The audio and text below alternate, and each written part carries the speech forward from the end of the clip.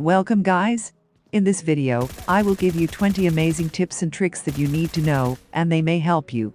So let's get started. Moving vehicle seat swap.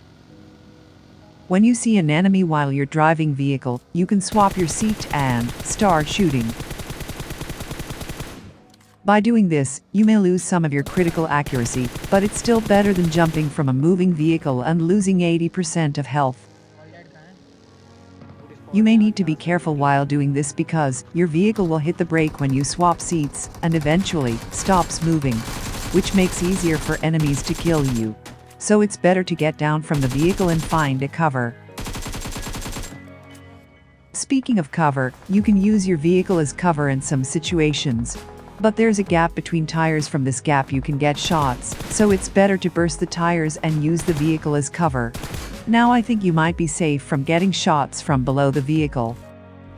This vehicle is still usable, but not as fast as before. And also this depends on vehicles. Make sure you only burst 2 tires on the same side, or it might be tough for you to travel. Or sometimes you don't need to burst the tires, it depends on the situation.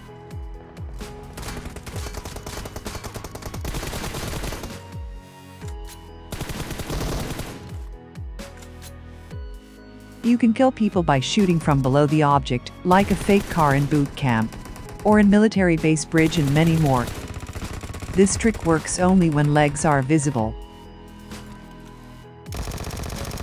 So yeah, you should be careful while camping behind objects like these. Do you know that painkillers weigh the same amount as the first aid kit in your backpack? Do you think the first aid kit will be much heavier?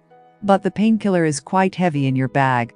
Painkiller is worst boost item in my opinion, because it takes up a lot of space in your bag and extremely long to use, and also not very efficient. I recommend carrying energy drinks because you can take 2 energy drinks, and it doesn't take as much space in your bag as a painkiller, and gives you a little bit more boost than a single painkiller. There are actually 2 ways of crossing this river near boot camp. One is from water, and another one is using a bridge. You can cross this river by swimming underwater. Speaking of underwater, you can stay up to 18 to 20 seconds underwater, and sometimes you can make it without losing health. Sometimes you may lose some health. So swimming underwater is safe and harder for enemies to spot you in water. If you get knocked in the water, you'll die instantly, so be careful while traveling from water or while crossing rivers. There is a jump near boot camp that you can easily do with a bike, but with a scooter, maybe you can make halfway through and swim. If you ever made this jump with scooter, then let me know in comments. Most people don't like using a bike because it can easily get flipped, but the bike is the fastest vehicle, and also a less secured vehicle. You can balance the bike with those up-down controls, so in case if you ever need to use bike, use those to control or balance the bike from getting flipped, just like in hill climb racing. Moving while healing is extremely helpful. I think most players know this by now. If you played for more than 1 season, you will get used to moving while healing. It just saves your life if any shots are coming in, and make it hard for enemies to shoot at you. And the next tip is for gyroscope players only.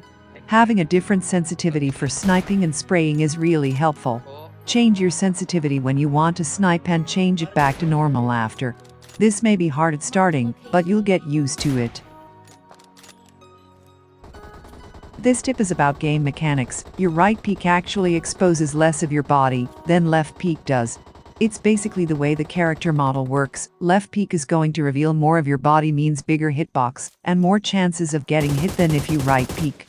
And also right peek gives you more field of view than left peek. I'm not saying that never use left peek. In certain cases you should do it, because it's the only choice. But keep in mind your body exposes a lot when you left peek. Do yourself a favor by having the same weapons in the same slot every time. Let's say you're carrying M4 and a sniper, and you have M4 in slot 1 and sniper in slot 2. In that way, whenever you want to snipe someone, you will know sniper is in slot 2, and also it gives you muscle memory to understand easier. Whenever you want to spray down enemies from 100 meters or higher, try to use crouch and spray. By crouching, your recoil will be reduced a little bit and increases your accuracy. So try to crouch more often to get used to doing it regularly. And if you can't able to control recoil and enemy is so far, then you prone and start shooting. By using prone, your recoil will be reduced almost half, I think so, and it will be harder for enemies to shoot back at you because of smaller hitbox.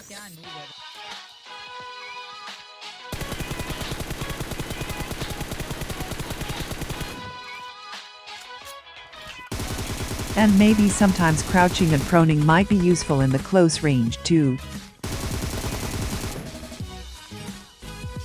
You can easily survive all of the zones up to above 5, that's when you should probably think about getting in, but when you get stuck in the gunfights in zones like 2, 3 or maybe 4, it's not a good idea of fighting in the blue zone. But with enough health kits and full boost, you can definitely outlive your opponents. They are gonna move or they gonna die under the blue zone. And you could stay safe or at least alive, but by 5th zone, you should be getting in. Whenever you are trying to do the third party to someone, if you see someone knock, just confirm those kills, you'll get those kills, not the enemy who knocked them. It's like stealing kills, but worth it, because you are getting free kills by stealing their kills.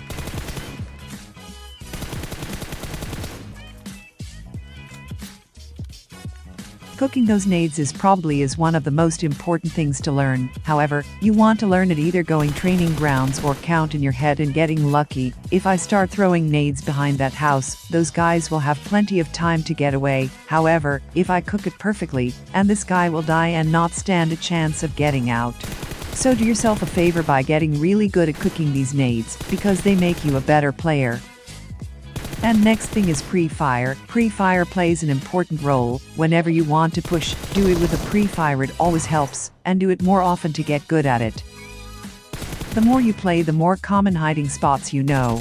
If you have intel on someone's position, you should pre-fire obviously, since you are already putting shots down range, and the person is still reacting. On defense, pre-fire as well. When attackers try to push an object, it will make them hesitate or slow down, and cancel out their peeker's advantage. If you don't have intel of someone being in a room but you are still clearing it, just quick peek the room, look for someone, and if you do see someone, pre-fire on the re-peek. Otherwise, just quick peek and pre-aim every angle as you go. I wouldn't worry too much about giving away your position, since most people know what's going on without having confirmed intel. Most people check everything anyways. Having more than 3 smoke grenades will definitely help you in the final circle. When you want to loot a crate during an open battlefield, use smokes. When you want to rush into a building from open ground, use smokes. When you want to make enemies fool with a fake grenade, use smokes. So here in my case, I'm rushing in the open field, and I use few smokes to give me good a cover and distract them.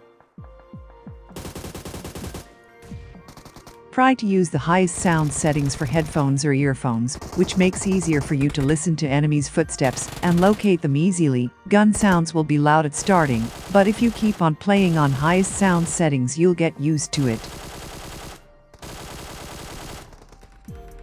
And finally, having a great game sense. For example, some people who are new to the game will prone in the grass, thinking that they are safe and covered up by all the grass. Well, they don't understand that grass only renders about few hundreds of meters, so my enemy is almost 100 meters away, and he thinks that proning in the grass is safe. But from my angle, I cannot see any grass, because it does not render that far. So how to improve your game sense?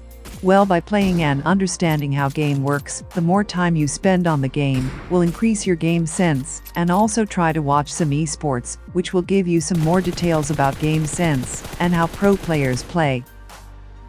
So yeah, that's it for this video. Thank you for watching this far. If you learned something new, hit that like button and share this video with your friends. And comment down your favorite tips and trick. And we just crossed 50,000 subscribers. Thank you for your support. See you guys in the next video.